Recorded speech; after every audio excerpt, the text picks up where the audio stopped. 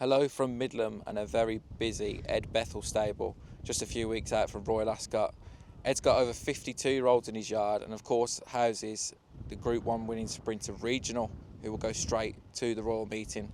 Come along as we get some horses to follow throughout the summer and hopefully ones that will be winning races at World Pool meetings. Be sure to like and subscribe to the Tote YouTube channel to get all the latest stable tours throughout the summer and hopefully back into the jump season. You come onto the licence in 2021, 158 winners so far. How would you assess how it started for you? Good, very pleased, very lucky to have got some nice horses in the last few years to help the yard improve, and hopefully it's only the start of things to come. And you've got some brilliant facilities here. How many horses and sort of staff would you have here? So we would have about 85 on the place. And then staff-wise, we'd have about 25 members of staff. And you taken over from your dad, but you've got a wealth of experience for some top-class trainers. Yeah, very lucky to have worked around the world for the last sort of 12 years prior to coming home, and working for Gay Waterhouse, working for Charlie Hills, and working at Coolmore. I was very lucky to work for those kind of people. And year on year, everything's improved, and you've had a great start to this season as well. Yeah, great start. Obviously, Quandary starting off in a big prize money race at Lingfield on the all-weather trials day, and then we've got some very nice, and then Old Cock going well the other day at York, which was exciting. And we've got hopefully a few bullets to fire at Royal Ascot, and it's going really well. Can we go to Regionals box? We can, yeah. Of course, you are a Group 1 winning trainer already. Yeah. How's that to sort of kickstart your career? Yeah, look, it's amazing, it's what we all dream of trying to achieve, is winning a Group 1, and to have done it so early on was almighty, and just very lucky to be able to train a lovely horse like Regional. I don't think I'll ever buy another one like him again for $3.5 grand, but we're very fortunate, and it's very exciting. And of course, you said you got him for $3.5 grand, but you've also done a bit of bloodstock work, and you're very shrewd when it comes to buying. Yeah, well, look, very lucky to have someone like Tom Biggs helping me from Blandford Bloodstock, and he does a really good job, and so we'll keep fingers crossed we can keep going. And some of your top tracks are quite local: Redcar, Haydock and Ripon. Do you like to introduce your nicer horses at local tracks? Yeah, look, Redcar is a great track to introduce horses at, and yeah, I do. I don't like them to travel too far. I don't see the point in it, and it's served me well in the past, and hopefully it'll serve me well for the future. So with Regional, he obviously missed the Nunthorpe, but he was in the Alcos Sprint when last seen. Yep. He's got entries at Royal Ascot in the 5 and the 6 furlong race. Yeah, he'll go for the King Stand. Is he going to run beforehand? No, straight there. He looks in rip-roaring form. He normally comes to hand really well in June, so we'll keep fingers tightly crossed for that. He's a 7-year-old now, but do older horses get any faster? He's still fast, and he's always been fast. I would be hopeful that he's still got plenty in him, and I'm looking forward to going back to Royal Ascot. And I suppose he's versatile after Ascot over 5 and 6. Yeah, exactly. Look, I think it's a stiff 5 at Ascot, hence why we're going there. I think a flat 6 is probably his optimum, like he had in Dubai. I would imagine we'll be gearing everything around going back to the Sprint Cup after Ascot, and we'll see how we get on, but let's try and get Ascot out of the way first, and then we'll go from there. I see that Storm that's opposite is quite a nice horse. He joined from Andrew Baldwin, won 3 times, and then won first time up this season as well. Yeah, look, he's won 4 times for me since we bought him. He's done well for a winter. He goes on Monday to the Zetland Gold Cup. Probably his big target will try and be the John Smith's Cup if all goes well on Monday. He worked this morning and worked well, and hopefully he's just going to be a fun horse for his owner. Now it's just a case of whether I can step him up and trip, or what I do next with him to find more improvement. But I feel like the John Smith's Cup would be a fun target for him and his owner. It's a good track for him, and it's worth a lot of money. Competitive, obviously.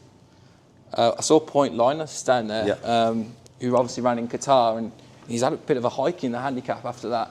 Yeah, Point Lynas done really well, ran great in Qatar. Doncaster was a complete no-show. Hopefully training him for the 6th of June or 7th of June for the Diomed Stakes. Brilliant. And you've got a new purchase for Wathnam Racing in the yard as well. PABORUS. Yeah. Yeah. So he's in a different barn. So PABORUS obviously won on seasonal debut at Thirsk in that conditions race. I was delighted with how he did it. He was only sort of 80 to 85% fit. He steps, and horses hadn't quite fully come to themselves then. So I think there's a big improvement to come. He looks great. He's been training really well, and he's going to go to the John O'Gaunt a week on Saturday. Yeah, and how much he's improved. I suppose it won't be beyond the realms of possibility. He could win a Group 1. Well, that will be the hope for sure. He's rated 111 now. We'll get the John O'Gaunt out the way, but I guess something like the City of York, maybe with a bit of cut in the ground, or the Prix de la Forêt is probably his big target at the end of the year. Yeah. Elim's a really smart mare. Yeah. So Elim is very nice. She just had a touch of a foot problem prior to her seasonal debut. Anyway, the ground had been against her, so probably not the end of the world. She's going to start off in the Queen of Scots, which is a 7 furlong listed fillies only, up at Musselburgh on the 7th of June. And I saw Yorkshire galloping this morning. He was 4th at Padishakh on his return to turf lately. Yeah, so very pleased with him.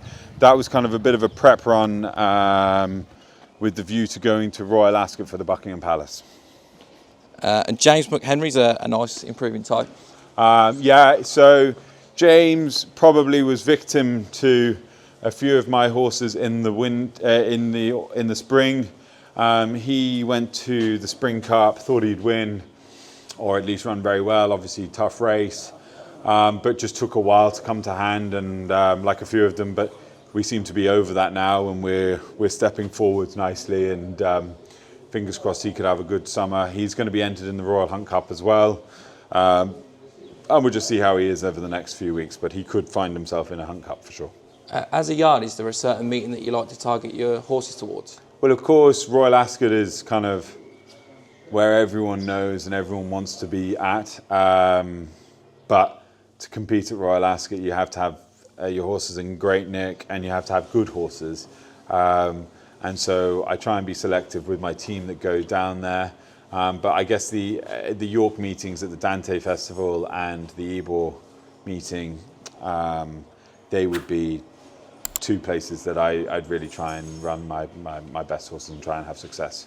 This horse is also on the list. I'm not quite sure how to pronounce it, but it joined from David O'Meara and Padishakh. Yeah, so look, came from David O'Meara, looked great from his trip to Dubai. He's a talented horse for sure. He obviously won at Nottingham the other day. He's got an entry at Haydock on Saturday. Looking at it and seeing what the race fully looks like, he might go there, but there's a nice race at Ripon on the 30th of May, I believe it is.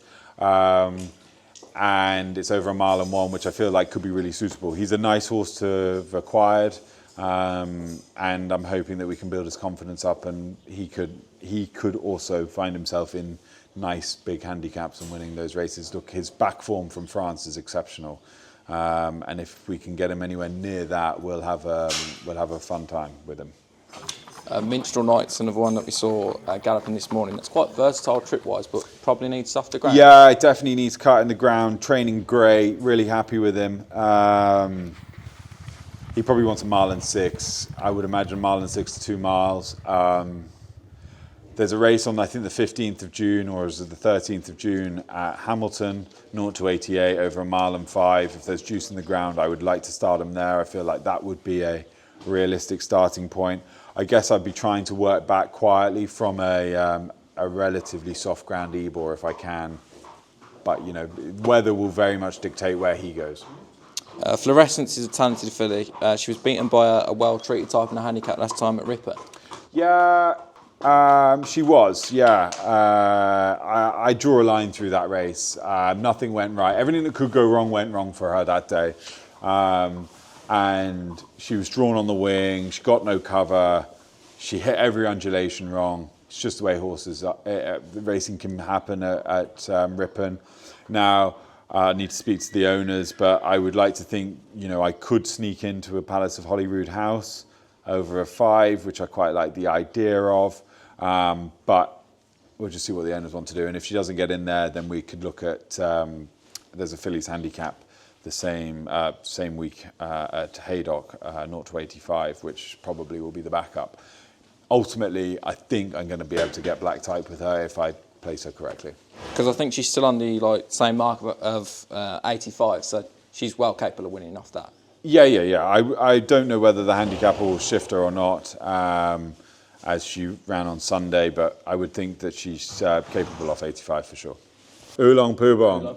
Yeah, ran huge first time out for us this year. On the wrong part of the track at Newcastle, you need to be on the Golden Highway up that stands rail. Don't ask me why. Drawn 1, it was sort of coffin box basically.